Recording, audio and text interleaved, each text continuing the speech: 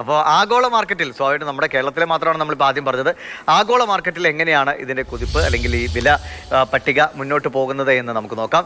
ലോക ബാങ്കിൻ്റെ commodity market report അനുസരിച്ച് 2025-ൽ $250 കൂടുമെന്നാണ് പ്രവചനം നിലവിലുള്ളത്. അതായത് ഈ വർഷത്തിൽ $250 വരെ കൂടും. അതായത് അതിന് പകുതി വർഷം കഴിഞ്ഞു 2025. ഇനിയിപ്പം 2025-ൽ ടണ്ണിന് $1800 വരെ കൂടാം എന്നുള്ളതാണ് റിപ്പോർട്ടുകൾ സൂചിപ്പിക്കുന്നത്. 2024-ൽ $1519 ആയിരുന്നു എന്നതാണ്. അപ്പോൾ സമാനമായി അതിലേറെ കൂടുതൽ $1800 $300 അടുപ്പിച്ചുള്ള വിലവർധന ഇനി നമ്മൾ പ്രതീക്ഷിക്കണമെന്നാണ്. 2026-ലെ ഒരു പ്രതീക്ഷിത വില കൂടി തീർച്ചയായും പറയാം. അത് $1750 ആണ്.